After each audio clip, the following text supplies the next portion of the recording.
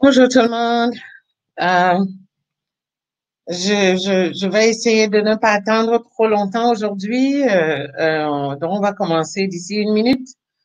Je me rends compte les autres fois que parfois, quand on attend les autres, ça gruge un petit peu dans le temps pour qu'on essaye de couvrir le maximum de ce qu'on peut couvrir. Aujourd'hui, c'est une session où j'aimerais beaucoup répondre aux questions, donc poser les questions parce que comme j'avais mentionné, c'est un webinaire qu'on a fait au mois de mai, mais parce que dans les trois sessions, il y a plusieurs personnes qui ont participé, mais j'ai constaté que il y avait beaucoup de questions qui revenaient et puis il y a d'autres personnes qui ont raté les sessions. Alors, c'est pour cela que j'ai décidé de remettre un petit peu cette session au milieu de toute la série qu'on va avoir jusqu'au mois de septembre pour que ça puisse peut-être soit rappeler des choses aux gens ou pour pouvoir euh, répondre aux questions ou rafraîchir la mémoire. Alors, une fois de plus, s'il y a des questions, il faut utiliser le chat pour pouvoir poser des questions. Je vais m'arrêter de temps en temps pour voir ce qu'il y a comme question et puis je pourrai y répondre. D'abord, est-ce que vous m'entendez?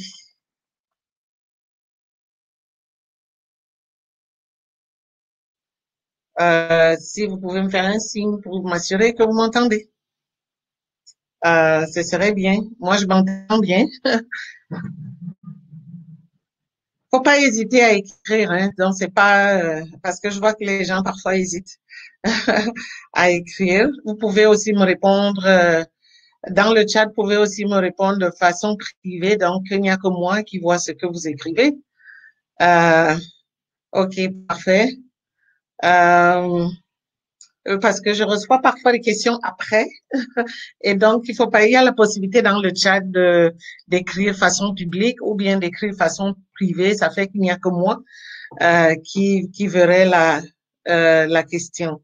Il faut vraiment pas hésiter. Ici, on est dans un cadre, s'il n'y avait pas le Covid, ces webinaires se passeraient dans notre salle de formation au bureau. Et donc, ça serait que tout le monde verrait tout le monde.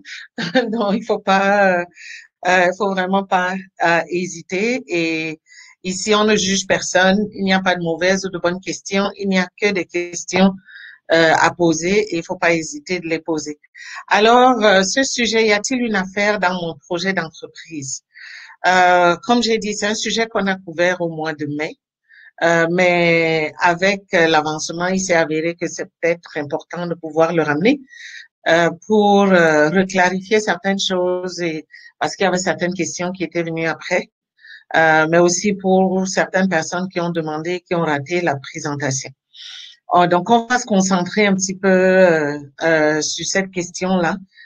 Euh, comme vous savez, moi, je suis Rose Cathy Handy, je suis consultante en démarrage d'entreprise depuis plus de 15 ans. Je dirige aussi Connectuer Canada, ce qui nous donne l'occasion d'offrir ce programme en entrepreneuriat, le programme ISAO, qui est financé par la Fondation Trillium, qu'on remercie tout le temps parce que vraiment, avec leurs revenus, les ressources qu'ils mettent à notre disposition, ça nous permet de pouvoir vous offrir ce programme gratuitement euh, et de pouvoir vraiment mettre à votre disposition beaucoup de choses. Là, on a cette série de webinaires. À partir de septembre, on va aussi avoir une série importante qui va s'ajouter à ces webinaires d'éducation générale, mais il y aura aussi des webinaires très spécifiques sur des questions de commercialisation et des questions de vente. Parce qu'une des choses sur lesquelles on veut vraiment insister, c'est pousser les gens à appuyer les entrepreneurs à augmenter leur chiffre d'affaires. Ça veut dire qu'il faut augmenter leur vente, augmenter le nombre de clients et puis de pouvoir faciliter qu'ils aient accès à des plateformes de vente. Donc, on aura des séries mensuelles sur comment vendre effectivement sur Shopify, Amazon, Facebook, Instagram, toutes ces plateformes que les gens utilisent pour générer des ventes. Et là, une fois, ça sera toujours que c'est un spécialiste de la compagnie dans Shopify. Par exemple, curieusement, c'est ce matin que j'ai réussi à finaliser, à booker. Celui qui va faire, c'est quelqu'un directement de Shopify qui va venir expliquer, avoir quelqu'un d'Amazon qui va venir expliquer, ainsi de suite, ainsi de suite. Comment vous pouvez mieux utiliser cette plateforme-là pour pouvoir vendre. Alors, je vous incite tout le temps à vous connecter à notre page Facebook parce que c'est la meilleure façon de pouvoir avoir l'information sur ce qu'on fait. De temps en temps aussi, si en vous inscrivant et si vous avez souscrit à recevoir de notre information, vous recevez aussi de l'information autant. Alors, le programme, il est vraiment là pour vous et puis on vous incite à l'utiliser vraiment. On offre aussi de l'accompagnement personnalisé. Ça veut dire qu'on fait vraiment du cas par cas en fonction de votre business, votre situation. On voit comment on peut vous accompagner. Si c'est des choses qui sont au-delà de notre capacité ou expertise, on a un réseau de partenaires où on peut vous référer, qui peuvent vous appuyer et qui peuvent peut-être probablement mieux intervenir pour vous faire réussir votre business dans le domaine où vous êtes. Alors, n'hésitez pas du tout à nous appeler 905-366-1017. Vous aurez le numéro à la fin. Alors, dans ce webinaire de Y a-t-il une affaire dans mon projet d'entreprise, on va vraiment analyser les 5 piliers pour structurer son projet d'entreprise. Il y a souvent des étapes quand maintenant on veut se lancer dans l'entrepreneuriat et on a un projet, on a une idée. La plupart du temps, les gens brûlent les étapes. Et c'est ça qui fait que parfois, beaucoup de gens échouent parce que vous savez, les statistiques qu'il y a dehors en disant que 3 sur 5 business qui démarrent échouent. Et la raison première pour laquelle le business échoue, c'est généralement parce que les gens ont brûlé les étapes. C'est aussi très important quand on parle y a-t-il une affaire dans mon idée d'entreprise? On se pose la question, ou c'est très important de se poser la question parce qu'on constate de plus en plus qu'il y a tellement de mélange dans cette formulation de base qu'on se lance en affaires. Parce que bien sûr, quelqu'un qui fait des affaires, ça a toutes sortes de connotations. Je prends l'exemple simple de quelqu'un qui veut profiter d'un festival, va vendre ses t-shirts, parce qu'il y a un festival et puis il peut se faire de l'argent très facilement en un jour et puis passe à autre chose.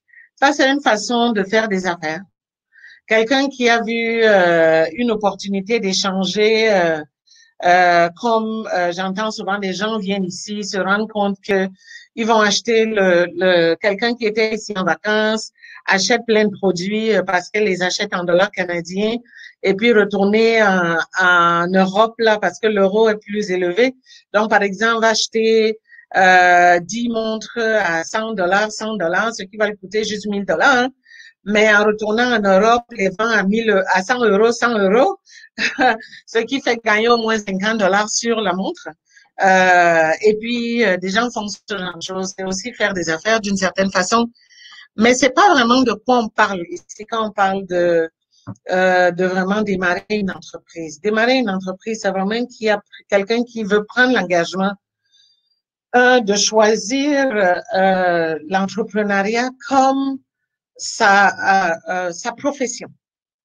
De la même façon, comme quelqu'un va chercher un travail et trouve un travail, se fait payer, de la même façon, quelqu'un va se dire, au lieu d'avoir un employeur, va être son propre employeur, mais va mettre une structure en place qui va gérer un service ou vendre un service ou vendre un produit spécifique. Et c'est à partir de là que la personne va générer ses revenus pour vivre et faire vivre son entreprise. Donc, ça veut dire que c'est quelqu'un qui s'inscrit dans une logique économique qui répond à des normes spécifiques qui sont des normes légales, des normes fiscales et des normes opérationnelles qu'il faut suivre, il faut respecter pour s'assurer qu'on réussit dans ce qu'on est en train de faire et que ça répond aux aspirations qu'on a. Et parce que ça demande un certain cadre, c'est là qu'on veut que les gens prennent la peine de s'asseoir et de suivre le processus qu'il faut pour que ça réussisse. Et le processus qu'il faut, le plus gros du travail, c'est au début. Avant même qu'on se lance et qu'on commence à vendre, on veut que la personne suive quand même certaines démarches qui sont très importantes au début pour, premièrement, structurer son idée et après construire son projet et le lancer comme il faut. Ces trois étapes-là sont des étapes vraiment importantes. Et c'est généralement parce que les gens brûlent ces étapes-là que parfois on se retrouve coincé. Il y a beaucoup de gens qui se lancent parce qu'il y a une idée, il y a deux ou trois personnes autour de soi qui en avaient besoin, ou bien pouvaient dénicher un premier client, se dit, tiens, puisque j'ai ce client-là, je me lance et puis on verra. Et puis on pense que ben dans ce cas, il faut que je prenne un bureau et que pour desservir ce client-là. Et après ce client, pardon, d'autres vont se suivre. Mais les autres ne suivent pas automatiquement. C'est pas parce que tu as un bureau subitement et que tu as desservi un client que subitement le monde entier sait que tu es en affaires et que les gens vont venir acheter le produit ou le service que tu vends. Il y a quand même des choses à faire pour que les gens viennent et que tu aies d'autres clients. Il y a aussi de savoir est-ce que le fait que ce premier client que tu as décroché, est-ce que ce qu'on te paie là est assez pour que tu aies signé un bail qui t'engage pendant 3 ans, même 1 an, mais la plupart du temps maintenant, ils te font signer un bail de 3 ans. Et dont tu ne peux pas te détacher aussi facilement, ainsi de suite, ainsi de suite. C'est souvent des scénarios qu'on voit, ou bien quelqu'un commence à peut-être veut commercialiser ses biscuits depuis longtemps, et parce qu'il y a deux ou trois amis qui avaient des fêtes et puis passent des commandes et puis se dit bah tiens pourquoi pas, je m'en vais créer des cartes d'affaires. Et puis maintenant je suis en business parce qu'il y a deux ou trois amis qui ont passé la commande. Je me lance. Mais après ces deux ou trois amis, on a distribué des cartes d'affaires à tous les gens qui étaient dans cette fête-là. Et puis, curieusement, après, il n'y a personne qui téléphone ou passer d'autres commandes. Et 2, 3, 4, 6 mois, on est toujours là, il n'y a pas d'autres commandes. Et on est coincé. On ne sait pas qu'est-ce qui se passe et pourquoi ça se passe comme ça. Et pourtant, j'ai distribué mes cartes d'affaires. Pourtant, tout le monde qui était à cette fête-là avait dit qu'ils aimaient mes biscuits, ainsi de suite. Mais pourquoi d'autres ne commandent pas? C'est dans ce genre de scénario qu'on voit souvent où les gens se lancent sans avoir fait le préalable et qui fait que quelque temps après, on est coincé. On ne sait pas comment avancer. Et c'est pour éviter ce genre de scénario qu'en fait, il y a des programmes comme le programme ISOR qui vont se mettre en place pour essayer vraiment d'aider les gens au moment qu'ils ont leur idée, de partir de l'idée, de l'asseoir comme il faut, de suivre les étapes qu'il faut pour pouvoir bien structurer son idée, s'assurer certaines choses qui doivent être confirmées au préalable. Et puis de maintenant de bien construire son projet pour s'assurer comment on le lance dans des bonnes conditions et dans des conditions gagnantes. Alors c'est l'étape de structurer son idée d'entreprise qu'on va voir dans ce webinaire. Qu'est-ce que ça prend? Pourquoi c'est très important d'y accorder de l'importance? Et comme j'ai dit, il faut pas hésiter. S'il y a des questions, n'hésitez pas vraiment à les inscrire dans le chat. Et puis, je m'arrêterai là de temps en temps pour pouvoir y répondre. Alors, la première chose que j'aime rappeler, c'est vraiment les trois principes de base. Ça, c'est en général. En règle générale, ça, c'est les trois principes qu'il y a qu'il faut satisfaire pour quand on parle de réussite dans une entreprise.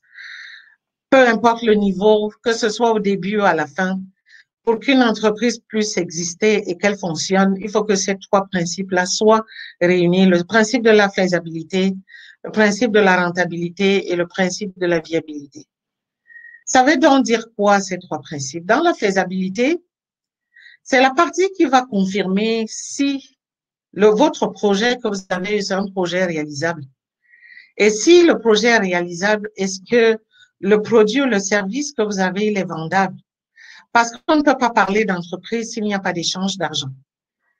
S'il n'y a pas d'échange d'un service, un produit versus argent.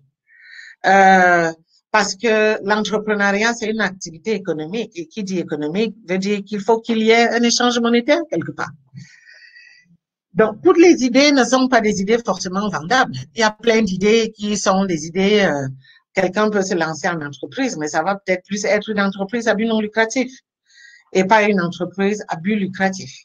Parce que c'est vraiment de ça qu'on parle ici. À but lucratif, ça veut dire que tu dois te faire de l'argent, donc ça veut dire que tu dois vendre quelque chose. Et donc, dans la faisabilité, ce que tu vas essayer de faire, c'est que j'ai mon idée et tu dois aller confirmer si cette idée est premièrement réalisable et puis si oui, si tu peux la réaliser, est-ce que ça peut se vendre et si ça peut se vendre à quelle hauteur? Parce que si elle n'est pas réalisable, ça ne sert même à rien de démarrer. Si le produit ou le service que tu as en tête, ça ne peut pas se vendre, ça veut dire que tu ne peux pas rentrer de l'argent. Et si tu ne peux pas rentrer de l'argent, ça veut dire que tu ne peux pas générer des revenus. Et si tu ne peux pas générer des revenus, tu es à la mauvaise place. Et donc, ça ne sert même à rien que tu te lances. Parce que ça ne va rien donner. Tu vas pas vraiment remplir une activité économique ici. Alors, c'est très important de pouvoir répondre à ce principe-là. Et c'est un principe, pardon, qu'on examine au début, qu'on examine pendant aussi. Parce que au début, c'est ça qui te permet de démarrer. Pendant que tu es en train de gérer ton entreprise, c'est ça qui te permet de rester fonctionnel, de rester opérationnel. Parce que le jour où tu n'as plus, ce n'est plus réalisable, l'entreprise doit s'arrêter. Le jour où tu n'as plus rien à vendre, l'entreprise doit s'arrêter. Ou le jour où tu as des choses à vendre, mais personne ne les achète, l'entreprise doit s'arrêter. Et puis, le jour où tu ne peux plus générer assez de revenus pour que l'entreprise reste fonctionnelle, tu vas t'arrêter. L'entreprise va s'arrêter. Alors, c'est là que c'est très important de pouvoir aller confirmer. Et comme je dis, ce séminaire, c'est vraiment, ça va aller examiner tous ces aspects-là. Mais l'autre principe qui est la rentabilité, c'est que tu peux, oui, confirmer que ton entreprise, ton idée d'entreprise est réalisable. Confirmer même que tu as un produit, un service qui est vendable, les gens vont l'acheter. Il y a de l'enthousiasme autour de ça. Mais malheureusement, il se trouve que l'argent que tu arrives à rentrer là n'est pas assez pour faire vivre l'entreprise elle-même et te faire vivre toi. Parce qu'il faut pas oublier que quand tu te lances et que tu lances une entreprise, tu as choisi que c'est à travers cette entreprise-là que tu vas vivre, que tu vas générer des revenus pour ta vie personnelle. Mais l'entreprise elle-même aussi a ses propres dépenses que tu dois couvrir. Peu importe l'entreprise, elle a ses propres dépenses. Même si elle est en ligne, tu as au moins à payer le site Internet que tu dois renouveler chaque année, tu dois payer la promotion. Il y a toutes sortes de choses que tu dois payer. Donc, l'entreprise elle-même apporte son lot de dépenses. Il faut que les revenus que tu génères soient assez pour couvrir ces dépenses-là, mais couvrir aussi les dépenses de ta vie parce que c'est par ça que tu vis. Et donc, si tu n'en génères pas assez, l'entreprise ne peut pas être rentable. Et si l'entreprise ne peut pas être rentable, tu ne peux pas rester opérationnel pendant longtemps. Donc, l'entreprise va mourir. Donc, c'est très important de pouvoir assurer aussi le principe de rentabilité pour qu'on parle d'une entreprise qui réussit. Il peut donc arriver aussi que la faisabilité, tu l'as confirmé, et le revenu, tu les génères, tu génères assez pour que ça fasse vivre l'entreprise, ça te fasse vivre. Mais il faut que le troisième principe de viabilité soit aussi rempli. Ça veut dire que il faut que tu génères assez de revenus, pas seulement une fois ou un an, mais constamment et de façon continue. Parce que, comme j'ai dit, c'est à travers l'entreprise que tu as décidé de cheminer professionnellement. Donc, c'est de là que viendrait de l'argent pour couvrir tous les coûts de ta vie tout au long de ta vie et de ton cheminement personnel et professionnel. Donc, aussi que l'entreprise grandit ou toi-même ta vie grandit, il faut que l'entreprise continue de générer des revenus tout le temps pour pouvoir couvrir ces deux choses. Et si l'entreprise ne peut pas rester en vie pendant longtemps pour pouvoir couvrir, te permettre de pouvoir t'épanouir professionnellement et personnellement, t'accomplir personnellement et professionnellement, le principe de la viabilité ne va pas être là et l'entreprise va mourir. Alors, c'est là que c'est très important d'avoir ces trois principes qui sont en place pour pouvoir parler d'entreprise qui réussit et entreprise qui marche bien. Donc, ça ne veut pas forcément dire que tous les matins, vous devez vous stresser avec ça.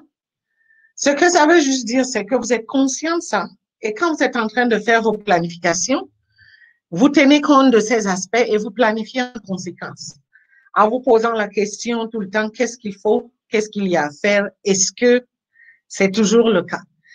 Et c'est vraiment une évaluation qui se fait tout au long, parce que quand vous êtes en train de gérer l'entreprise, vous évaluez plein de choses. Autant vous évaluez les employés, autant vous évaluez votre performance, autant vous planifiez, vous réajustez vos plans, ainsi de suite. Mais c'est toujours très important d'être conscient de ces trois principes pour que vous soyez sûr que vous êtes toujours en train d'avancer dans la bonne voie. Comme j'ai dit dans ce webinaire, si on va se concentrer sur le premier principe, parce que c'est vraiment le principe de base qui est au début, où vous devez vous assurer que vous avez même une idée qui est réalisable et que vous avez une idée que vous allez pouvoir vendre ou le produit qui est là-dedans, le service qui est dans quelque chose que vous allez pouvoir vendre, vous allez pouvoir générer les revenus et pouvoir évaluer dans cette étape. Et je parle de l'étape au tout début. Avant même de vous lancer à faire des plans d'affaires, avant de vous lancer à faire des plans de commercialisation, des plans opérationnels, vous devez prendre un petit peu le temps au début de vous asseoir, de structurer d'abord votre idée, de rentrer à l'intérieur de votre idée pour comprendre si vous avez tout ce qu'il faut pour remplir les principes de faisabilité. Alors, c'est quoi ces idées? Je les ai reparties en 5 piliers. C'est les 5 piliers qui vont vous guider avant et tout au long de l'existence de votre entreprise. Avant le lancement, pendant le lancement et après le lancement, ça va vraiment toujours être les 5 piliers. Et vous allez voir plus tard, quand vous êtes en train d'évaluer, ou bien pour ceux qui ont déjà lancé leur business, ça va juste être un rappel peut-être de certains aspects que peut-être vous êtes passé à travers ou que vous avez sauté. Vous n'avez peut-être pas accordé assez d'attention à ces aspects-là. Les 5 piliers sont vraiment ceux que vous voyez. Les intentions, le projet, le besoin, la capacité personnelle, la valeur du projet. Le premier pilier qui est les intentions, bien sûr.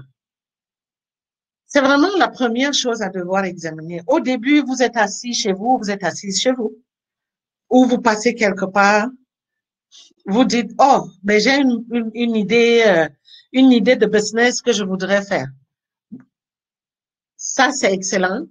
Avec toute l'enthousiasme qui vient avec. Mais vous devez maintenant vous demander pourquoi je veux démarrer mon entreprise. Parce que parfois, on a une idée et on voit que c'est une bonne idée qui serait bien. Mais pourquoi moi, maintenant, je veux prendre sur moi la responsabilité ou la charge d'être la personne qui va mettre cette idée en place? C'est très important de pouvoir se poser cette question et d'être clair de vos intentions. Pourquoi je veux démarrer mon entreprise? Et les 4 questions que j'ai soulevées là, c'est vraiment les 4 questions qu'on peut se poser. Il y a plein d'autres questions qu'on peut se poser, hein. Il n'y a pas vraiment de limite, mais c'est toujours, ça c'est les 4 questions principales. Qu'est-ce que ça va vraiment m'apporter sur le plan de mon accomplissement personnel et professionnel? À quel point suis-je passionné par mon idée ou projet d'entreprise et pourrais-je m'y consacrer à temps plein tout de suite ou bien plus tard et à quelles conditions? Ça, c'est les questions primordiales qu'on doit toujours se poser et prendre le temps de les examiner. Et cette étape, c'est souvent une étape que j'encourage les gens à faire par écrit parce que ça va t'aider tout au long. Quand tu mets les idées par écrit, c'est les idées que tu as aujourd'hui. Ça te permet d'avoir un point de départ. Parce que les idées, ça se modifie au fil des temps que tu es en train d'avancer. Aujourd'hui, les circonstances, les connaissances que tu as, tout ce que tu as en tête te permet de penser d'une certaine façon. Mais 1 semaine, 2 semaines après, peut-être tu découvres autre chose, tu découvres une autre information qui ajoute quelque chose. Et ça fait qu'au lieu que tu recommences à zéro, tu peux juste revenir, ajuster l'idée de base que tu avais, modifier l'idée de base que tu avais au fur et à mesure. Et c'est là que c'est très important vraiment de prendre un bloc-notes et de commencer à écrire ces choses. Donc, quand tu arrives à la première chose, tu dois examiner tes intentions. Pourquoi je veux démarrer mon entreprise? Il faut que tu te poses cette question-là. Est-ce que tu veux démarrer ton entreprise parce que tu as créé un procédé, tu as pensé à une façon de faire et tu te dis, ben tiens, ça c'est une belle invention. Et puis je veux aller piloter mon idée moi-même pour mettre l'idée sur le marché et m'assurer que je contrôle tout. Est-ce que tu veux te lancer en affaires parce que tu as fait des études dans un domaine spécifique et tu te dis, ben pourquoi travailler pour quelqu'un d'autre alors que je peux travailler à mon propre compte? Est-ce que tu veux te lancer en affaires parce que tu as juste vu une opportunité quelque part, tu te dis, mais c'est quelque chose que je peux exploiter et que ça peut donner un bon business et je sais que je suis capable de le faire et les gens ont toujours besoin de ça et c'est quelque chose qui pourra se faire encore et encore et encore. Est-ce que tout simplement parce que tu cherches du travail depuis longtemps et tu n'arrives pas à trouver du travail et tu te dis, mais tiens, cette expertise que j'ai ou les compétences que j'ai, au lieu de les mettre au service de quelqu'un, je m'en vais me mettre à mon propre compte là et puis comme ça offrir mes services aux gens dehors au lieu de le faire à travers l'entreprise de quelqu'un d'autre comme employé. Ainsi de suite, ainsi de suite. C'est très important de pouvoir mettre ces intentions sur papier. Pourquoi? Parce que en fonction de tous les scénarios que je viens de citer, ça va dicter un peu les démarches, ça va dicter ce qu'il y a à faire, ça va même dicter les besoins que vous avez pour pouvoir démarrer votre entreprise.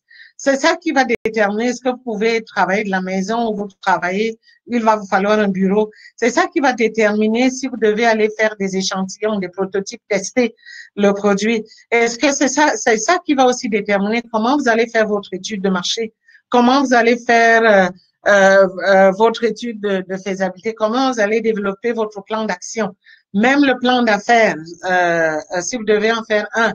C'est ça qui va aussi déterminer si vous aurez besoin d'un capital ou vous n'avez même pas besoin d'argent pour démarrer juste avec votre idée, ainsi de suite, ainsi de suite, ainsi de suite.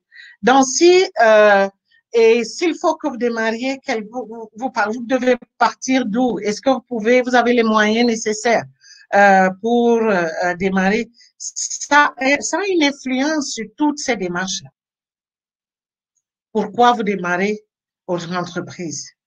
Et ça a aussi une influence sur votre engagement dans votre entreprise tous les jours. Qu'est-ce qu'il y a à faire? Est-ce que vous pouvez le faire seul? Est-ce qu'il faut que vous alliez chercher d'autres personnes? Ainsi de suite, ainsi de suite, ainsi de suite. D'où l'importance de vraiment prendre la peine de s'asseoir et d'être clair sur ses intentions. Ça peut être l'autre extrême que j'aime souvent choisir parce que c'est toujours très important de comprendre qu'il n'y a pas de mauvaises ou de bonnes intentions. Il n'y a que vos intentions.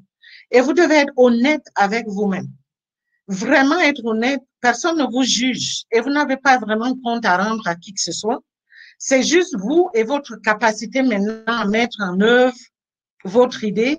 Mais votre capacité de mettre en œuvre votre idée va dépendre de votre honnêteté. Le cas extrême que j'aime souvent prendre, c'est que peut-être même ce qui vous a fait démarrer, c'est parce que vous avez vu quelqu'un qui fait quelque chose et vous vous sentez capable de faire la même chose et peut-être même de faire plus, de faire mieux que la personne.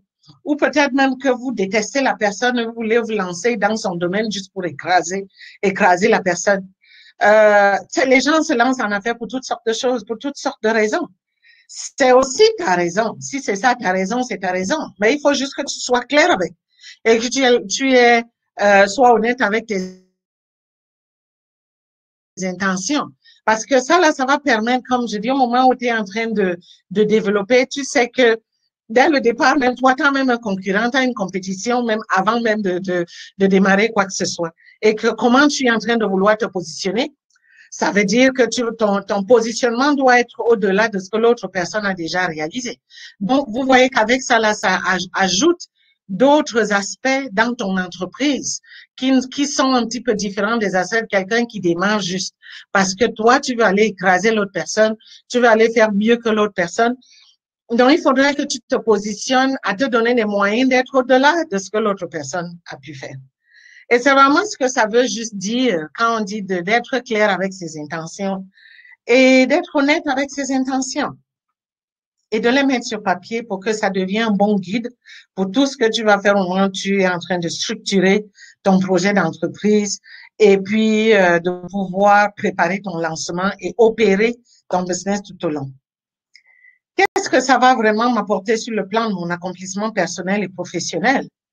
C'est aussi les intentions qui vont clarifier cela.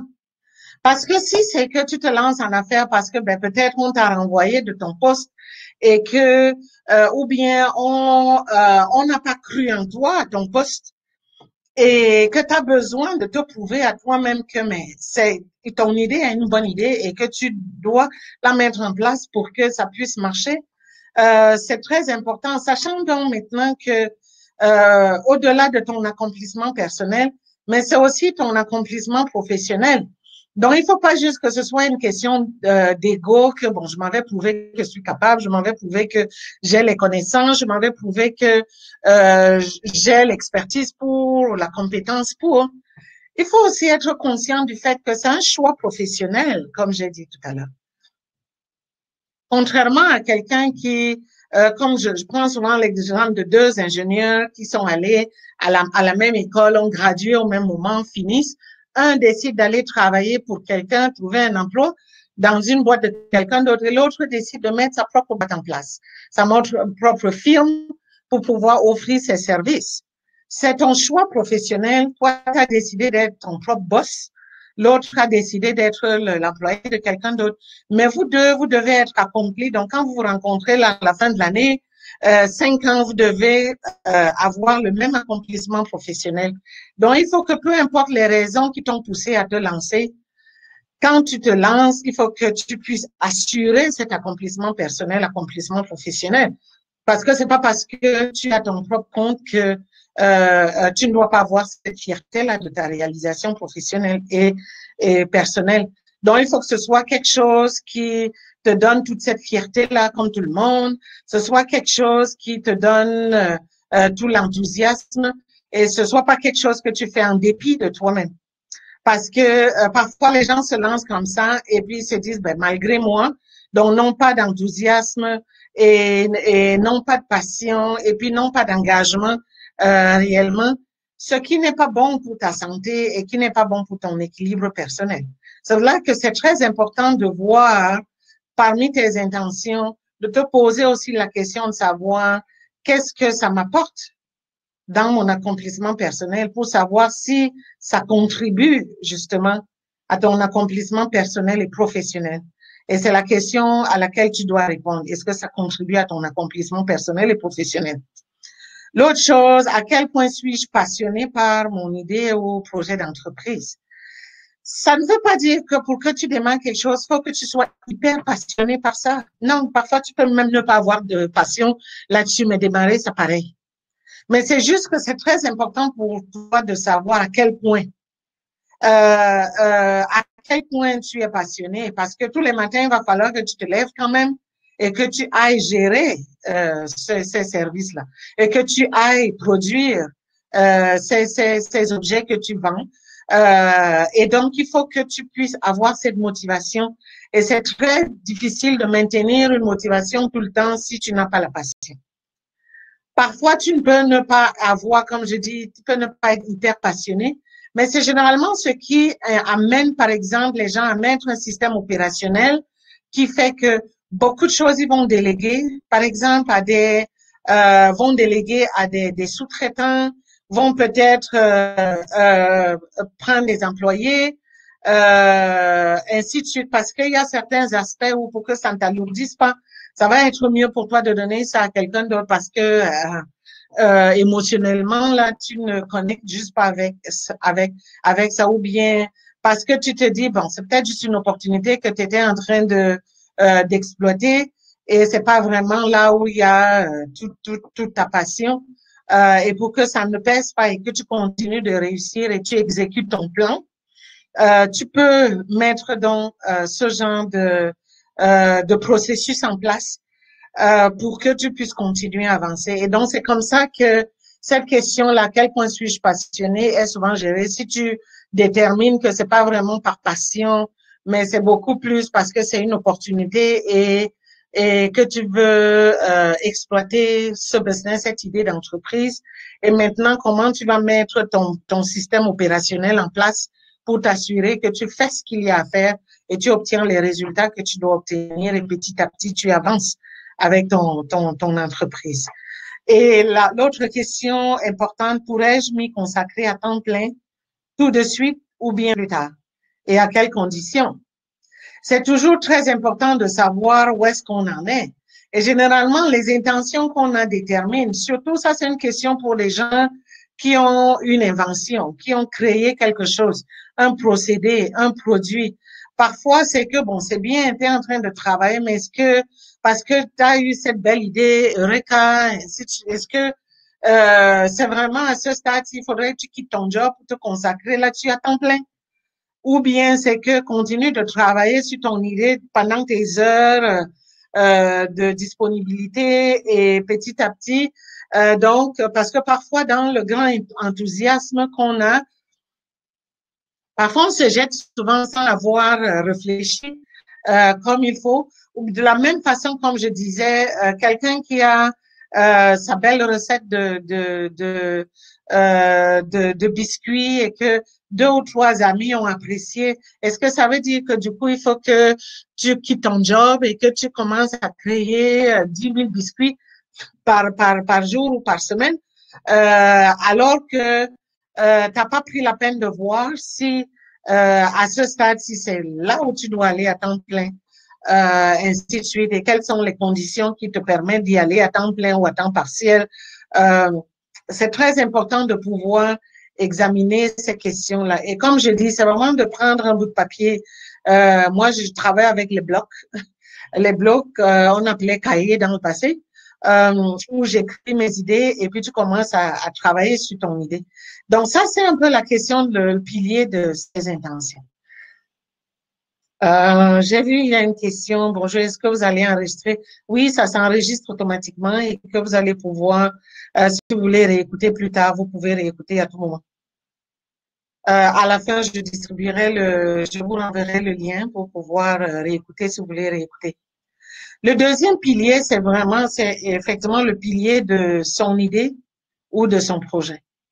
C'est toujours très important d'être conscient de qu'est-ce qu'on veut mettre sur le marché. Est-ce que c'est un produit? Est-ce que c'est un service? Est-ce que c'est une expertise? Ou c'est autre chose? Parce que personne ne sait, il n'y a que vous qui savez qu'est-ce que c'est. Croyez-le ou non, mais il y a beaucoup de gens qui se lancent sans savoir si c'est un produit qu'ils sont en train de vendre, ou c'est un service qu'ils sont en train de vendre, ou c'est juste une expertise qu'ils sont en train de vendre. Et parfois, il y a des gens qui se lancent en confondant entre le service et le produit, ou entre l'expertise et un service. Il y a vraiment une différence là-dedans et c'est à vous de devoir établir qu'est-ce que vous vendez effectivement. Et c'est bien de vous asseoir, de décrire qu'est-ce que c'est. L'idée aussi, c'est que quand vous arrivez ici, ça peut vous permettre de voir s'il y a d'autres paliers à l'intérieur de ce que vous êtes en train d'offrir. Parce que parfois, on peut partir d'une idée qui est, ben tiens, c'est un produit que je suis en train de vendre. Mais à l'intérieur d'un produit, il y a des services qui doivent se greffer là-dedans, qui génèrent aussi des revenus que les gens sont prêts à payer pour venir chercher chez vous, mais que vous allez passer complètement à côté si vous n'avez pas pensé à ça. Si vous n'avez pas pris la peine de vraiment décrire qu'est-ce que vous devez faire. Mais souvent aussi, ça vous aide quand vous allez arriver au niveau de faire une étude de marché. Vous ne pouvez pas faire une étude de marché efficace si vous n'avez pas défini ce que vous voulez mettre sur le marché. Parce que pour que vous alliez tester s'il y a un marché pour votre produit, il faut que vous sachiez, vous ayez pris la peine de définir au détail près c'est quoi votre produit ou c'est quoi votre service. Et parce que aussi parfois dans les produits, la différence peut se faire même à 1 millimètre près. 1 millimètre près peut faire toute une différence. Je prends souvent l'exemple de base qui est, vous voyez l'histoire des clous. Les gens qui créent des clous, Et il y a des clous de 1 millimètre, il y a pas 1 millimètre, les clous de 2 millimètres, des clous de 5 millimètres, des clous de 5 centimètres. Il y en a qui sont spécialisés à ne créer que des clous de 5 centimètres. Il y en a qui sont spécialisés à créer des clous de 3 centimètres, ainsi de suite. C'est vrai que vous voyez tous les produits qu'il y a là dehors et vous rentrez dans un magasin, vous voyez plusieurs produits et puis il y a des fabricants différents.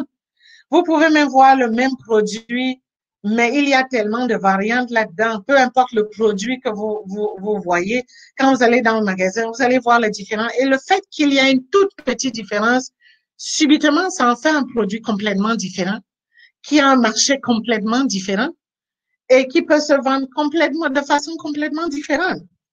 Et donc, vous ne pourrez jamais faire une étude de marché efficace si vous n'avez pas pris la peine de définir c'est quoi votre produit. Il y a une différence entre quelqu'un qui repère les ordinateurs et quelqu'un qui fabrique les ordinateurs. C'est deux services sur les ordinateurs, mais qui ne sont pas pareils. Quelqu'un peut réparer les ordinateurs, mais sans savoir comment on monte un ordinateur. Ou bien peut savoir faire les deux, mais décide de se spécialiser à réparer les ordinateurs au lieu de monter les ordinateurs. Quelqu'un peut aussi savoir comment créer, par exemple, une application, mais ne peut pas savoir comment utiliser telle ou telle autre application. Et ou bien peut donner un service qui est de la création d'applications, qui est complètement différent du service de l'utilisation de l'application. C'est deux services complètement différents. Un spécialisé à aider les gens, à apprendre aux gens comment créer les applications. L'autre est spécialisé à vraiment donner des cours aux gens comment utiliser cette application.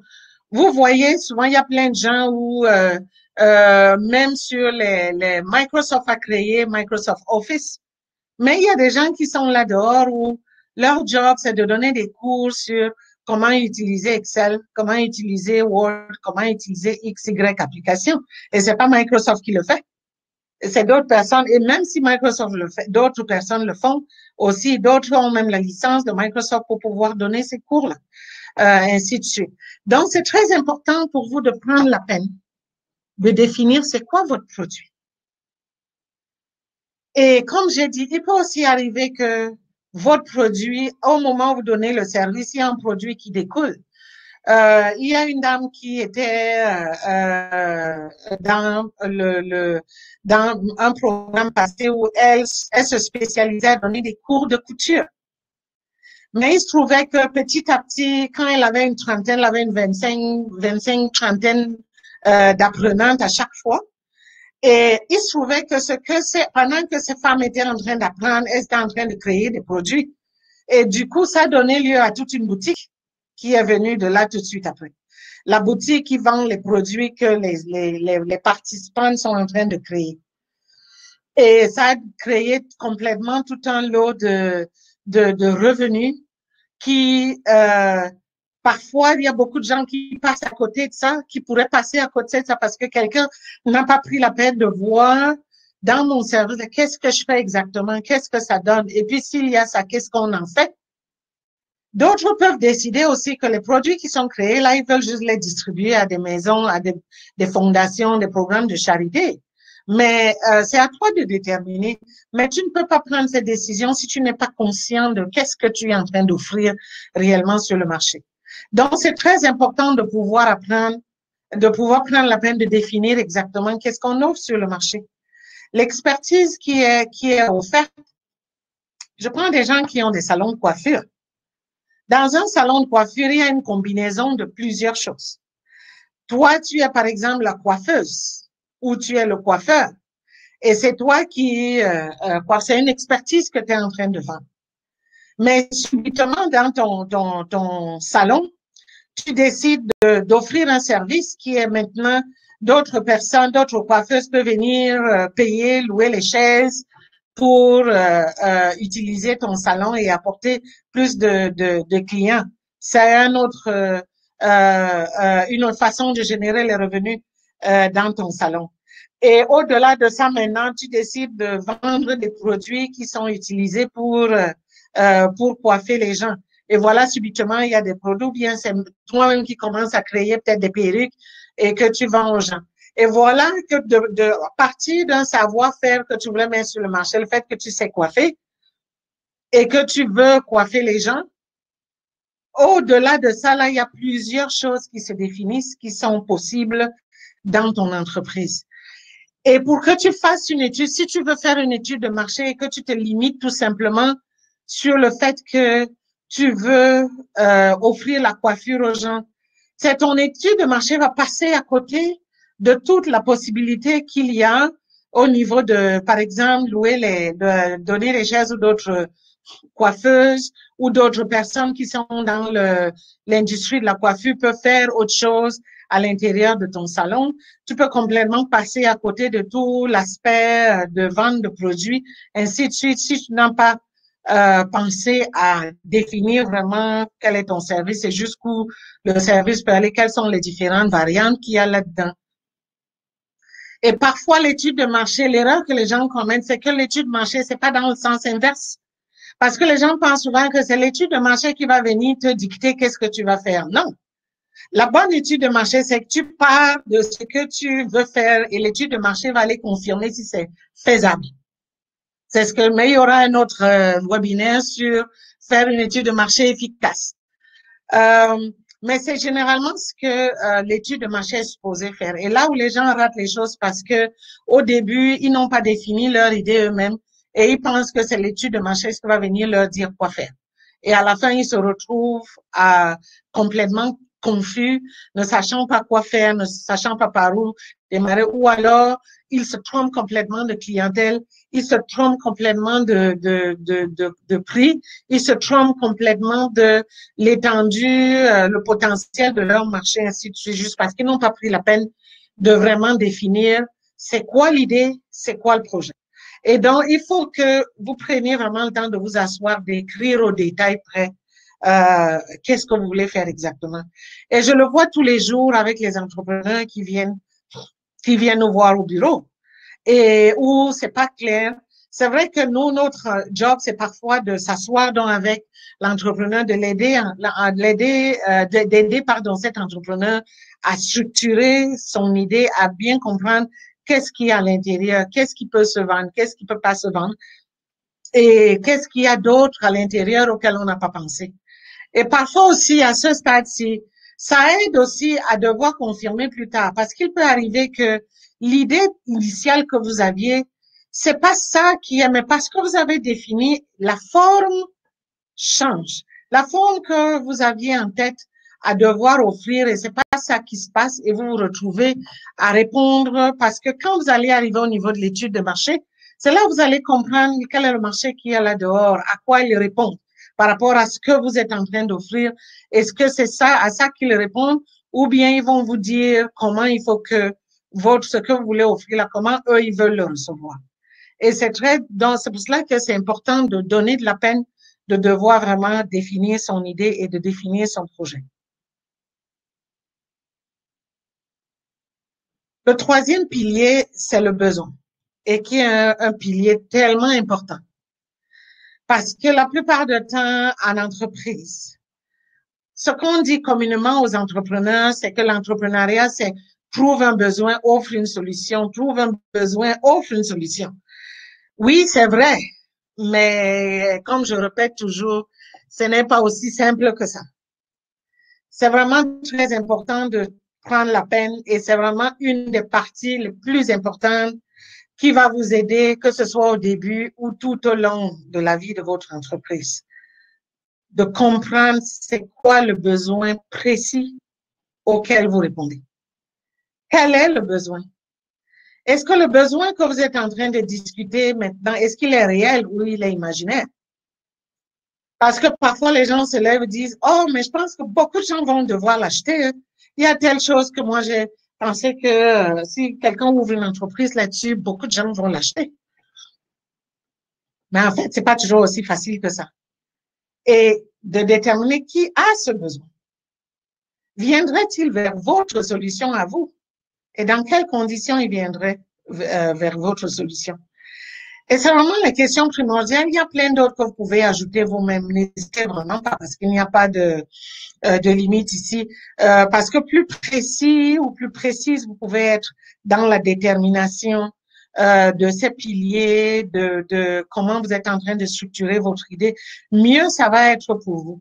Ça ne veut pas non plus dire que vous devez vous éterniser ici à vous poser des questions éternellement, mais sélectionnez quelques questions auxquelles vous allez poser des questions pertinentes pour vous, auxquelles vous voulez chercher des réponses et qui vont vous aider à continuer à cheminer. Quel est le besoin donc? C'est à vous de déterminer parce que quand vous êtes en train d'évaluer le besoin va dans plusieurs sens.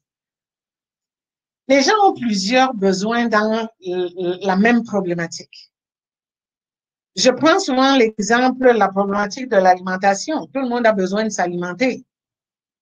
Mais quand on a besoin de s'alimenter, les besoins arrivent à plusieurs niveaux. Pour s'alimenter, quelqu'un va utiliser l'espace qui est derrière sa maison, cultiver son champ et puis ramasser ses patates, ses oignons, ses tomates, ses persils, ses haricots et toutes ces choses. Il y en a même qui vont élever leurs poulets, va avoir une trentaine de poulets là derrière chez soi, vont avoir leurs propres chèvres, ainsi de suite pour s'alimenter. Et comme ça, ils mangent leurs propres choses. C'est une façon de s'alimenter.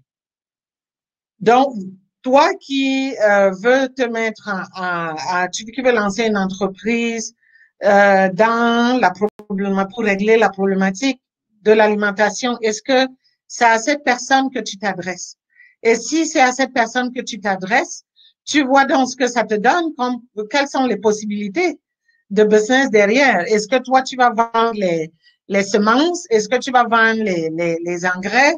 Est-ce que tu vas vendre les sacs de récolte? Est-ce que tu vas vendre les outils pour cultiver, ainsi de suite, ainsi de suite. Dans la même problématique de l'alimentation, il y a une autre personne qui, pour s'alimenter, va se lever, va aller au marché acheter ses produits, va aller dans un magasin acheter ce qu'il lui faut pour venir le cuisiner à la maison et puis manger. Donc, toi, en tant qu'entrepreneur qui est en train de vouloir mettre une entreprise en place et que c'est à ce besoin que tu veux répondre, de quelle façon tu réponds à ce besoin, quel produit tu es en train de mettre, quel service tu es en train de mettre en place. Est-ce que c'est toi qui vas mettre le service de aller faire les courses à la personne et envoyer? Est-ce que c'est toi qui vas mettre un site où les gens peuvent commander les produits en ligne? Ainsi de suite, ainsi de suite, ainsi de suite. Est-ce que toi, ton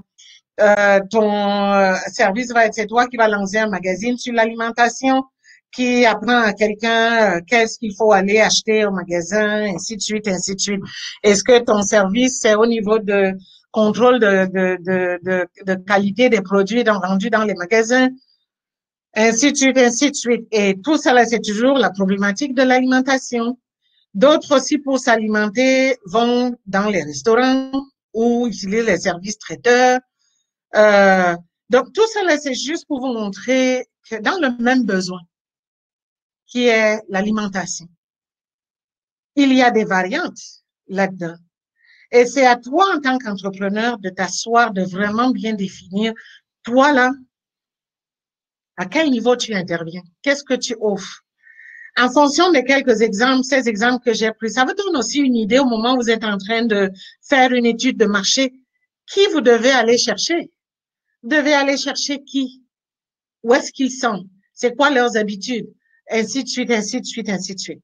Donc, si vous n'avez pas bien défini le besoin, c'est très difficile que vous fassiez une bonne étude de marché. Et ça va être donc très difficile que vous fassiez une bonne planification de qu'est-ce que vous devez faire, où vous devez dépenser de l'argent, à qui vous devez vendre, et à quelle hauteur ils sont prêts à dépenser pour acheter chez vous, dans quelles conditions, ainsi de suite. Et c'est aussi très important, oui, bien sûr, de confirmer si votre besoin il est réel ou il est imaginaire. Parce que c'est pas parce que vous l'avez dit que les gens ont réellement ce besoin-là. Par exemple, comme je reviens sur l'exemple de est-ce que les gens sont sont prêts à commander tous les produits parce qu'il y a encore beaucoup de gens qui préfèrent aller au magasin chercher leurs produits eux-mêmes, aller dans les marchés chercher leurs produits eux-mêmes. Pour ceux-là, par exemple, qui s'alimentent avec les produits organiques, est-ce que ça veut dire qu'ils sont prêts à les acheter dans le magasin ou bien ils préfèrent aller dans les marchés, dans les villages, là, où c'est les cultivateurs qui viennent, ainsi de suite, ainsi de suite. Donc, dépendamment de quel est le besoin auquel vous voulez répondre, il faut que vous alliez confirmer et que vous sachiez si c'est juste vous qui avez imaginé ou c'est vous qui réfléchissez en grand, ou il est vraiment réel. Mais la règle de base, c'est souvent que tout besoin est en principe réel. Mais la différence, c'est juste où va se trouver qui a besoin de ça, de la façon dont vous avez pensé. Là où parfois la réalité, la différence se fait, c'est que ce besoin, vous y avez pensé parce que peut-être vous habitez à Mississauga, ou peut-être vous habitez à Brampton ou à Toronto, et donc vous attendiez à ce que ces gens autour de vous. Mais il arrive que votre besoin, peut-être c'est au Guatemala que les gens sont, et c'est de là qu'ils ont besoin de ça. Et donc là, ça va vous donner complètement un autre genre d'entreprise. Et peut-être votre besoin, c'est en Belgique, où les gens, où les gens l'ont. Et c'est à vous donc de devoir déterminer. Mais en principe, la règle de base, c'est que tout besoin est réel. La différence est juste que où se trouve qui en a besoin. Et c'est votre job de pouvoir trouver. Maintenant, s'il arrive que vous aviez pensé que c'est des gens autour de vous ici, là, où vous habitez, qui en ont besoin, mais malheureusement, les gens qui ont besoin de votre service, votre produit se trouvent à l'extérieur. Est-ce que vous allez toujours vouloir le faire de cette façon? Est-ce que vous avez les moyens de le faire? D'où la question de la faisabilité et que votre projet est toujours réalisable dans vos conditions à vous. Mais vous ne pouvez pas répondre à cette question si vous ne savez pas exactement à quel besoin vous voulez répondre. D'où l'importance de s'asseoir, de définir réellement le besoin. Il y a des mécanismes pour définir le besoin, comment vous allez le confirmer, ainsi de suite. Et c'est des webinaires aussi qu'on verrait plus tard. Mais il y a aussi des livres où bien vous pouvez, si vous venez chercher l'accompagnement, on peut vous accompagner dans ce processus-là parce que c'est toujours du cas par cas. C'est là où notre accompagnement individualisé, personnalisé intervient parce que chaque business est vraiment individuel et il y a toujours des variantes dont il faut tenir compte pour aller confirmer ces questions. Donc, à n'importe quel moment, vous avez besoin d'aide là-dessus et vous êtes en train de travailler sur votre idée d'entreprise, le besoin, n'hésitez pas à faire appel à nous. Le quatrième pilier, c'est votre capacité. Ça, on peut pas le rappeler assez, hein, parce que vous êtes la personne. Et vous êtes jusque-là la plus grosse ressource qui existe dans votre entreprise. Et vous serez toujours la plus grosse ressource de votre entreprise parce que tout tourne autour de vous. Si vous n'êtes pas là, l'entreprise n'avance pas. Si vous n'êtes plus là, ce n'est plus la même entreprise. Et donc, c'est très important d'être conscient de votre capacité. Avant même de lancer votre entreprise, au moment où vous êtes encore au niveau de l'idée, au niveau embryonnaire, de prendre la peine de s'asseoir et de vous poser la question de savoir qu'est-ce que j'apporte sur la table par rapport à mon idée. Cette idée que j'ai, oui, c'est bien beau, mais est-ce que je suis capable de la piloter? Donc, vous allez devoir examiner vos atouts, votre compétence, votre réseau. Vos atouts, c'est souvent la question de voir vraiment c'est quoi vos forces, c'est quoi vos faiblesses, qu'est-ce que vous pouvez apporter, comme j'ai dit, au projet. Ça ne veut pas forcément dire que vous devez être expert, justement, dans l'idée que vous êtes en train d'avancer. Croyez-moi, il y a beaucoup de gens qui lancent des entreprises et demandent des entreprises. Les entreprises fonctionnent très, très bien sans qu'ils aient la moindre expertise de ce qu'il y a à faire. Mais par exemple, ils ont des capitaux nécessaires pour aller acheter l'expertise vers les gens qui l'ont et de continuer à offrir le service. Pareil. C'est la même chose qui est quelqu'un qui est en train de vendre un produit dans le magasin, mais un fabricant est ailleurs. C'est pas toi qui le fabriques, mais toi, tu le prends chez un manufacturier et que tu es en train de l'offrir. Donc, tu n'as pas besoin d'être expert là-dedans, mais tu veux te spécialiser à vendre ce produit, mais tu sais que tu vas devoir aller acheter l'expertise. Ça veut dire, tu vas devoir t'associer avec un manufacturier, tu vas devoir t'associer avec un fabricant pour pouvoir vendre ce produit-là, parce que c'est le domaine dans lequel tu veux. Mais c'est très important d'être conscient de ces aspects. Qu'est-ce que vous apportez sur la table? Votre compétence. Votre compétence est à quel niveau? Comme j'ai dit, vos forces, vos faiblesses. Est-ce que le domaine dans lequel vous voulez vous lancer votre entreprise, est-ce que ça demande des certifications? Oui, si ça demande des certifications, est-ce que c'est vous-même qui devez être certifié ou bien c'est un de vos partenaires qui doit être certifié? Ou vous devez donc vous amener un partenaire qui va être avec vous et lui, il va avoir la certification, qui va porter la certification qui est nécessaire pour que vous ayez l'autorisation d'exploiter cette entreprise-là, ce type d'entreprise. L'autre côté, au niveau de la compétence, c'est souvent au niveau de qu'est-ce que ça va prendre pour pouvoir gérer, opérer ce genre d'entreprise. Si pendant sur les 5 compétences, vous n'en avez que 4, ben vous savez que ça pose un problème. Donc c'est à vous de savoir si pour que vous puissiez aller, est-ce que vous pouvez acheter les 4 autres chez des sous-traitants, ou bien ce serait bon pour vous de pouvoir aller à faire prendre un cours. Il y a plein de cours continus qui sont une fin de semaine, tu apprends ce que tu apprends, ou bien pendant 2-3 mois, tu apprends ce que tu apprends, qui va te permettre de pouvoir avancer. Et puis, le réseau dont vous disposez, qui est autour de vous, qui peut vous appuyer, parce que vous allez avoir besoin peut-être de soutien mental, de soutien émotionnel, ou bien de soutien au niveau de la main-d'œuvre jusqu'à ce que vous soyez capable d'embaucher les gens.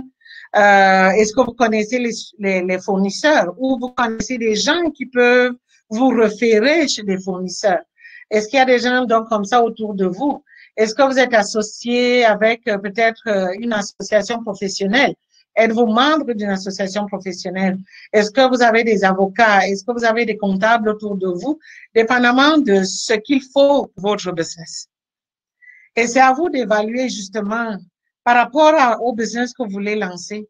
Qu'est-ce qu'il faut? Qu'est-ce qui serait utile pour vous en termes de réseau pour que vous puissiez démarrer forcément? Est-ce que ce serait utile pour vous de pouvoir avoir de l'aide? Parce qu'il peut arriver, qu'est-ce que vous êtes une maman monoparentale? Moi, je me souviens au moment où je démarrais, on est en 1998, là. J'étais une maman monoparentale avec un bébé d'1 an.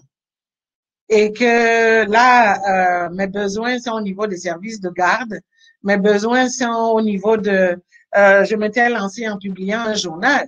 Il va falloir que je distribue le journal, il va falloir que j'aille chez l'imprimeur, ainsi de suite, ainsi de suite. Donc, il y a beaucoup de choses tout autour, et puis de voir donc avec mon entourage qui est autour de moi, qui peut aider. Est-ce que j'ai donc les moyens nécessaires, les ressources nécessaires en termes d'argent pour payer les distributeurs, pour payer telle personne, telle personne? Si je peux pas les payer, est-ce que je peux me substituer moi-même? Au départ, j'ai eu à distribuer d'abord mon journal pour moi-même les 6 ou 8 premiers mois.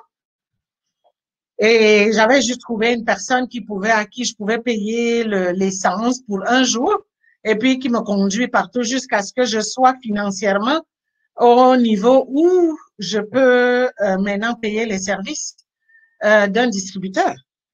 Donc, c'est très important de pouvoir savoir qu'est-ce que vous amenez sur la table. C'est quoi votre niveau financier à ce stade-ci? C'est quoi votre niveau d'éducation? C'est quoi les conditions de vie dans lesquelles vous êtes? C'est quoi votre niveau émotionnel? Parce que c'est aussi très important. Il y a beaucoup de pression qui viennent avec certaines entreprises qu'on démarre.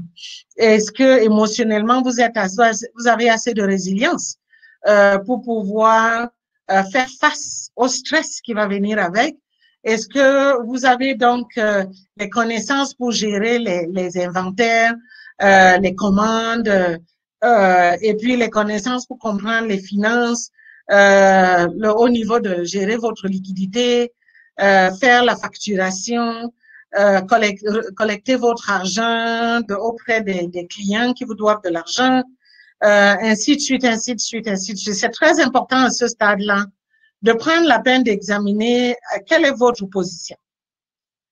Au jour d'aujourd'hui, qu'est-ce que je possède, qu'est-ce que je ne possède pas. Une fois de plus, ici, là, c'est pas une question de vous juger. C'est une question d'évaluer où est-ce que vous êtes et c'est quoi les écarts que vous devez combler. C'est une question de savoir de quoi vous disposez. Parce que parfois, quand vous allez faire dans vos études de marché, vos planifications, parfois on a l'impression qu'on a besoin de beaucoup d'argent alors pour démarrer son entreprise, on réalise qu'en fait, on en a assez.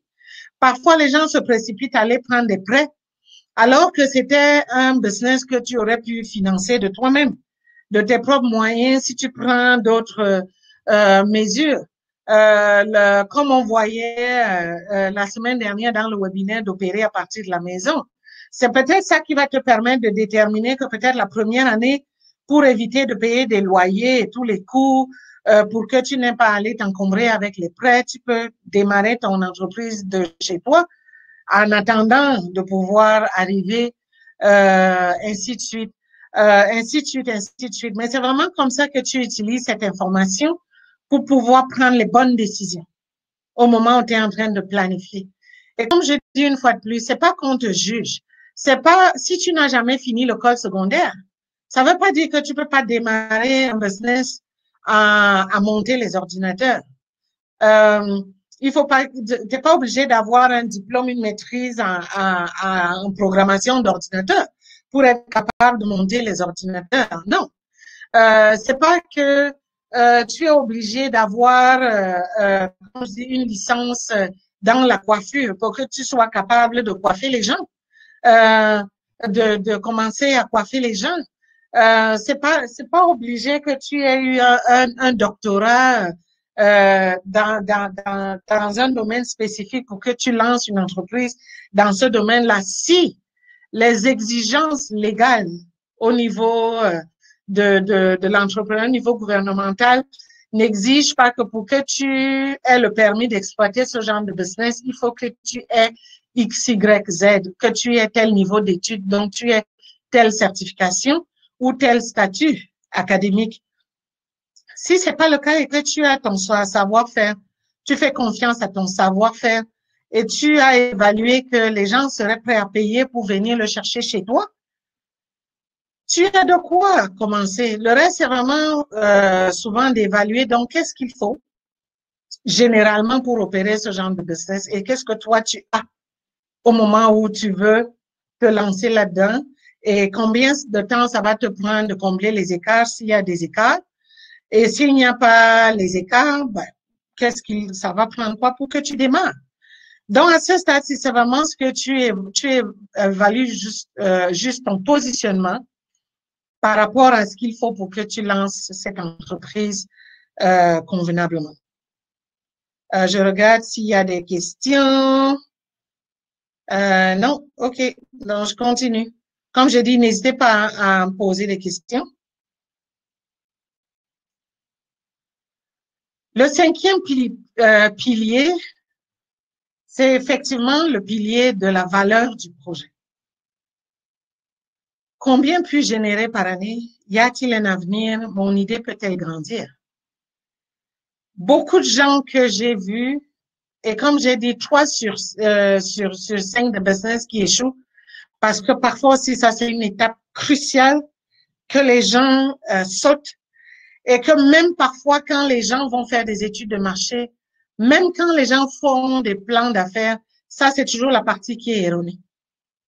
Parce que les gens vont essayer de projeter en fonction de leurs rêves, mais ne pas par la réalité. Ici, on veut que tu ailles vraiment dans la réalité des choses. Et c'est très possible au début d'avoir une première évaluation du minimum que ton business peut générer. Combien puis-je générer par année? Cette question-là, tu peux répondre à cette question la minute où tu t'assieds chez toi et tu dis, bon, je veux me lancer dans le business de, par exemple, je veux mettre une entreprise de traduction. Je veux mettre une entreprise de traduction. Comme je prends souvent l'exemple, tu sais toi-même ton savoir-faire. Est-ce que ça te prend quoi? Combien de minutes pour pouvoir traduire 100 mots, 150 mots, 200 mots? Et combien tu charges par mot? Sachant qu'une journée n'a que 24 heures, tu peux absolument évaluer s'il n'y a que toi qui travailles dans cette entreprise et que tu travailles tous les jours 8 heures, 5 jours par semaine ou 6 jours par semaine. Voilà le minimum que tu peux produire pour cette entreprise. Et à partir de là, ça peut te donner une idée de ce que cette entreprise peut générer s'il n'y a que ça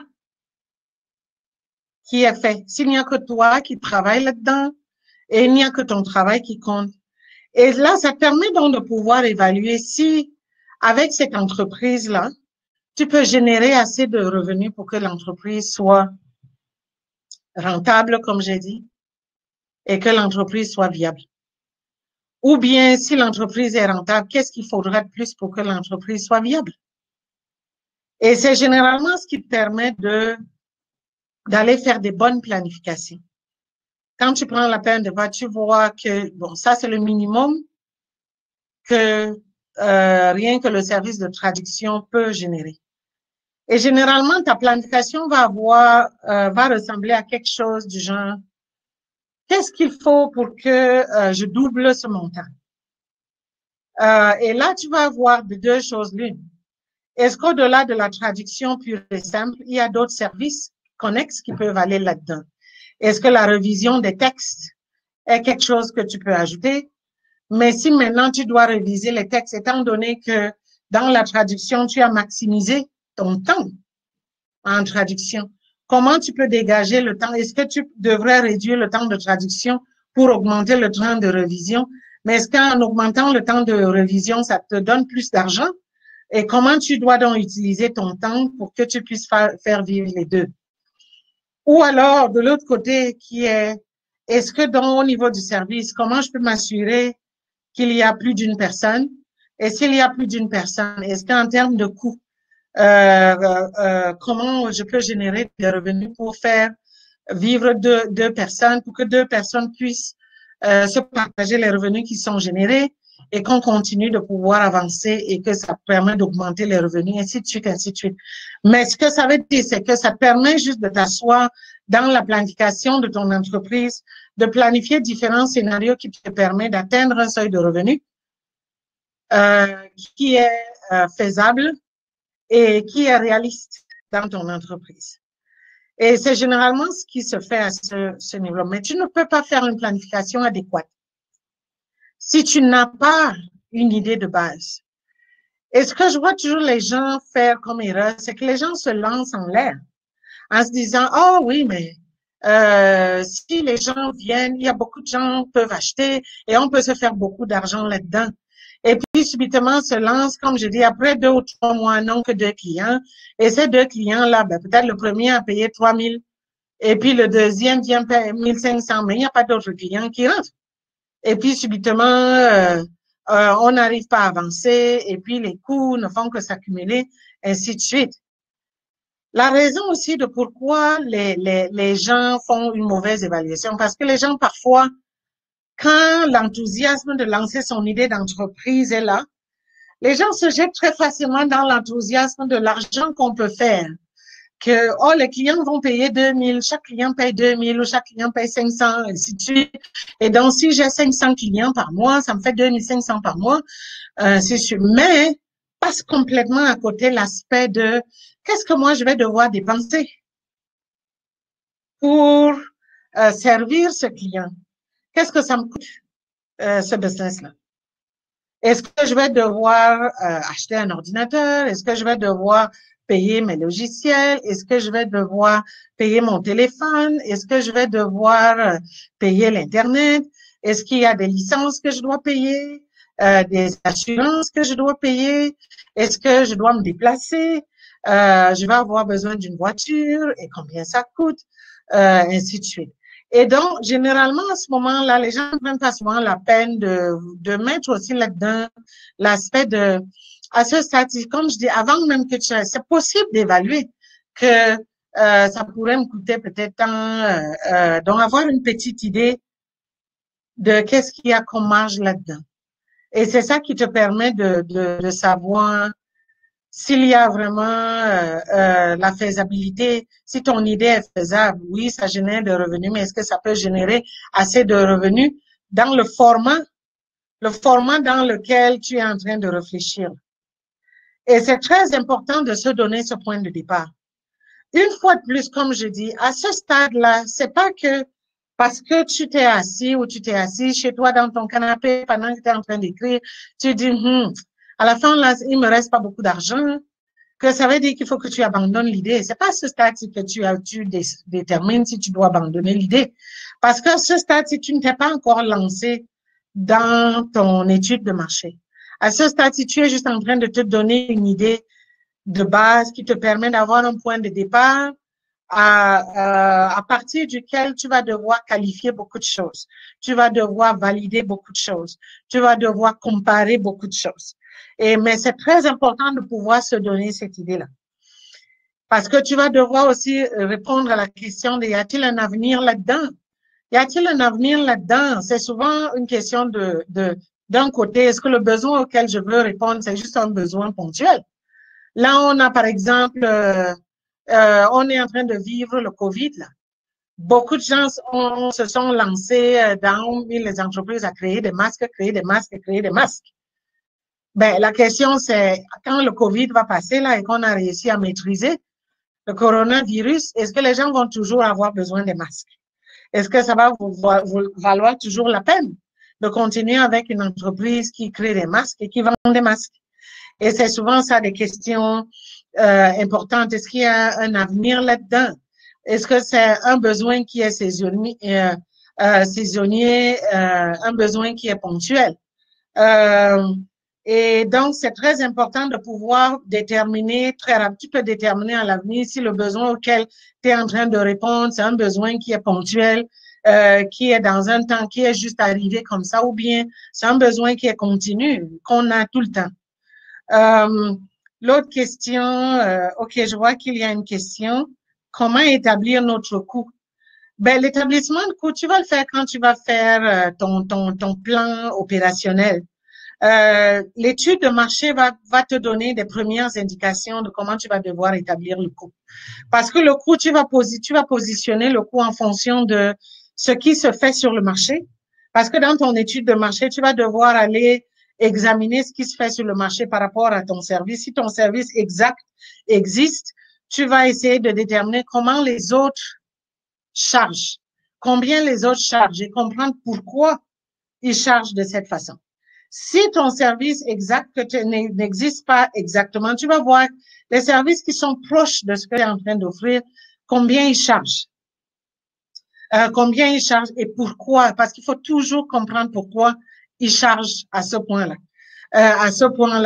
Et tu vois maintenant, le moment venu où tu arrives au niveau de la planification de ton business, quand tu établis le coût, tu te poses la question de savoir quelle est la valeur ajoutée que tu amènes dans ton service. Parce que la définition du coût, on a à l'avenir un webinaire vraiment spécifique là-dessus, la définition du coût. Mais pour te dire maintenant, parce que le coût est généralement en fonction de la valeur du produit, mais la valeur du produit, le service, mais aussi la valeur personnelle de ce que toi, tu es en train d'offrir. Donc, quelle est ta proposition que tu fais à tes clients? Quelle est la valeur de ta proposition? Et oui, tu dois établir le coût en fonction de la compétition parce que bien sûr, tu es en train de chercher un positionnement sur le marché où tu veux te trouver une place. Et la place est toujours par rapport à ceux qui se sont lancés avant toi ou qui ont un produit similaire ou qui ont un produit connexe. Ou la place est aussi en fonction de peut-être le marché est tellement ouvert et puis tu essayes de pouvoir capitaliser là-dessus, dépendamment des raisons pour lesquelles, qu'est-ce qui va dicter ton positionnement, tu établis le coût en fonction de ça. Mais c'est le marché qui va vraiment dicter. Quand tu vas faire ton étude de marché, tu vas avoir des éléments qui te permettent de décider comment tu vas te positionner. Et c'est à partir de là que tu vas pouvoir fixer un prix où tu sais que ben, avec ce prix-là, oui, les gens que tu vises vont l'acheter et ils vont l'acheter chez toi. C'est la meilleure réponse que je peux te donner à ce stade-ci par rapport à comment on établit le coût. Je ne sais pas si ça répond. Ça répond à ta question. Sinon, tu peux reposer, reposer la question. Alors, l'autre idée, oui, bien sûr que tu vas devoir répondre, c'est mon idée peut-elle grandir? Parce que c'est aussi ça que tu vois à ce stade. Et comme j'ai dit, c'est parce que à ce moment-là, tu es encore, tout ce que tu as comme variable, c'est le besoin. Tu n'as pas encore, on est encore en train de parler on est au stade de structurer son idée d'entreprise. Donc, tu n'as pas encore fait tes études de marché, tu n'as pas encore fait tous les plans. Dans ce stade, c'est la seule variable que tu as, c'est le besoin auquel tu veux répondre.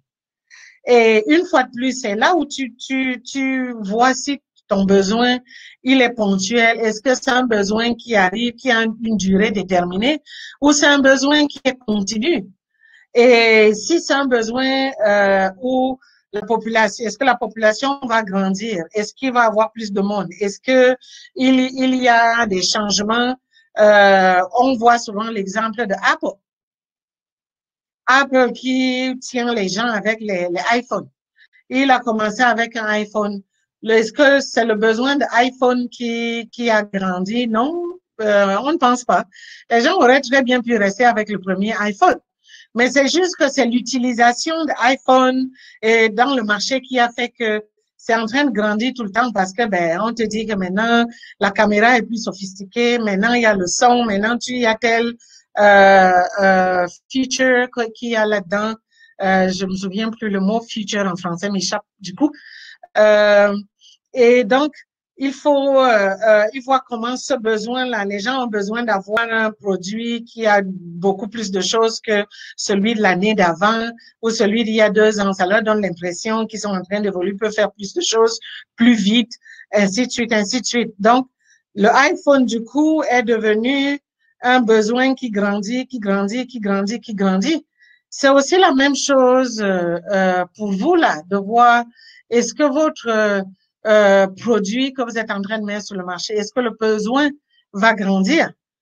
Je reviens sur l'exemple de quelqu'un qui est en train qui a sa recette de biscuits et puis est en train de faire, est-ce que le besoin va grandir dans le sens où, maintenant, vous étiez dans un quartier où habituellement, il n'y avait que peut-être 500 personnes et subitement, le quartier a commencé à grandir, il y a 2000, il y a 5000 personnes déjà. Et donc, il y a plus de gens peut-être qui fêtent des anniversaires, qui fêtent des baptêmes, qui fêtent des mariages, qui fêtent toutes sortes de choses et qui ont besoin de commander des biscuits. Ou bien c'est que, ben, dans ta recette de biscuits, tu te rends compte que au début, c'était juste les biscuits avec les pépites de chocolat. Mais subitement, il y a d'autres qui les veulent peut-être. Il y a maintenant d'autres personnes qui les veulent avec vanille. Il y a peut-être d'autres personnes qui les veulent avec les framboises, ainsi de suite, ainsi de suite, ainsi de suite.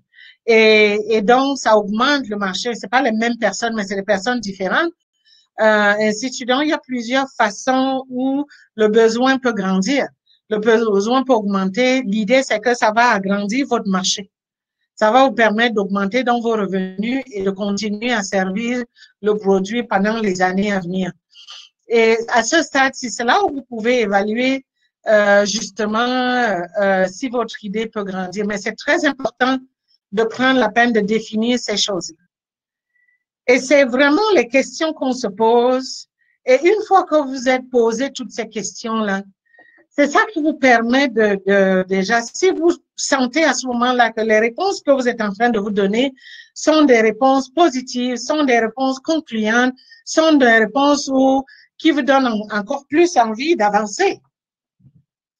Là, vous êtes en train de confirmer petit à petit que vous êtes sur une piste, une bonne piste là, quelque chose qui est réalisable, quelque chose qui est faisable.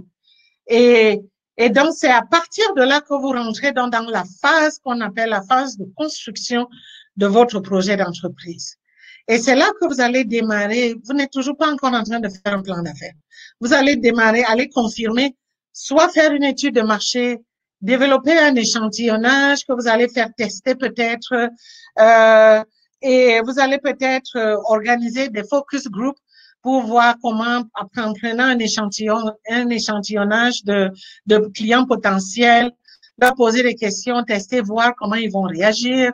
Vous allez peut-être, comme je dis, essayer d'examiner, d'aller visiter peut-être des gens qui font quelque chose de pareil que vous, essayer de voir qu'est-ce que ça leur a pris pour pouvoir le faire, qu'est-ce que ça prend, leur installation et comment, quel type d'équipement ils ont, ainsi de suite, le fonctionnement et comment vous pouvez poser des questions aux gens tout autour. Et c'est généralement cette étape-là qu'on appelle l'étape de construction de son idée de son projet d'entreprise, son idée d'entreprise. Parce que là, vous commencez à avancer petit à petit, à concrétiser votre idée. Donc, vous allez faire une bonne étude de marché. Et l'étude de marché, c'est vraiment un procédé très technique, très spécifique que vous allez suivre. Et c'est là où vous décidez en fonction, parce que c'est après une étude de marché que vous décidez, est-ce que vous avez besoin de financement? Et c'est parce que vous avez besoin de financement que vous allez développer un plan d'affaires. Si vous n'avez pas besoin de financement, vous regardez au niveau du plan d'action. Vous vous donnez un plan d'action qui est comment vous allez lancer votre opération. Et puis, vous vous mettez à vous lancer votre business et vous vous mettez à fonctionner. Et donc, c'est vraiment ça les éléments que je voulais partager avec vous aujourd'hui dans ce webinaire.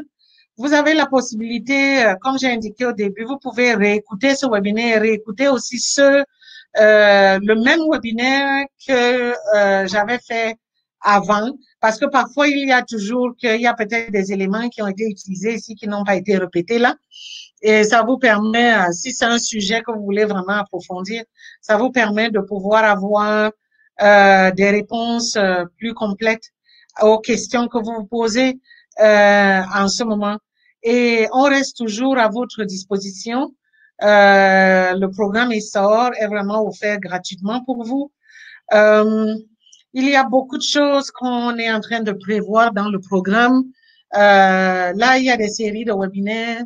On va aussi, comme j'ai dit, on va avoir des sessions spécialisées pour la commercialisation et la vente, où là, on va avoir des invités spéciaux pour vous apprendre comment vendre avec Shopify, Amazon, le Facebook, Instagram, ou comment maximiser avec les salons d'exposition.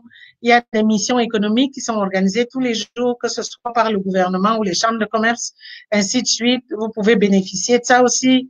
Donc, de mettre aussi cette série-là qui va vous donner ce genre d'informations. À partir de l'automne, on va aussi avoir des formations spécifiques sur des questions plus pointues que les gens nous posent. Ça va être, par exemple, comment optimiser sa présence, le branding, comment optimiser sa présence, sa visibilité avec les médias sociaux. Donc, en tant que business, comment tu utilises les médias sociaux pour pouvoir augmenter ta visibilité, parce que il y a beaucoup de questions là-dessus. Les gens font beaucoup d'erreurs, ou les gens sont partout sans être nulle part à la fois, sans être efficace. Mais comment être vraiment efficace avec les médias sociaux? Comment utiliser l'image, les questions de comptabilité, de finances, les questions de permis, les questions de fiscalité, d'aller répondre un petit peu à ces questions plus spécifiques. Et ça va être des formations sur mesure. On lance aussi à partir du mois d'août. Là, on est content de voir que le confinement est en train d'être levé petit à petit. Dans la mesure du possible, on a prévu qu'à partir du mois d'août, mais si c'est pas au mois d'août, ça va être au mois de septembre, dépendamment de ce que le COVID nous permet. On va avoir des salons mensuels. On a fait le marché de Noël au mois de décembre.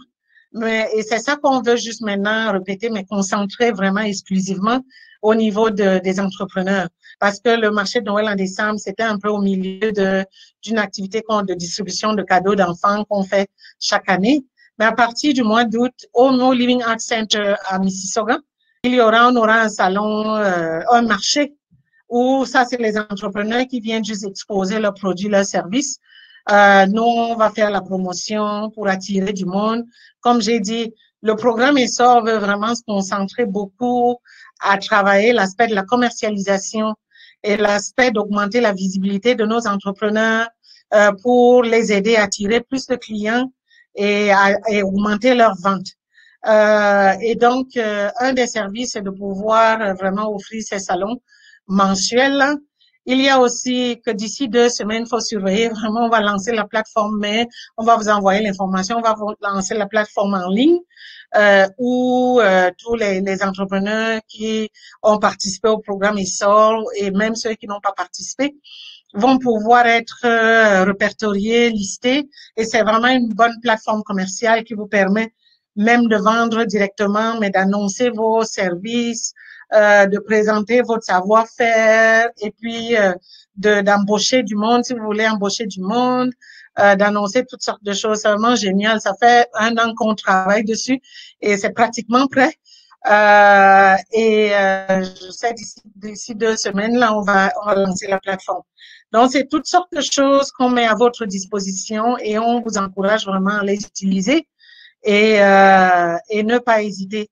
Alors, s'il n'y a pas d'autres questions, je vais vous souhaiter un excellent succès dans vos entreprises et n'oubliez pas qu'on est là vraiment pour vous et n'hésitez pas à nous solliciter à tout moment. À bientôt.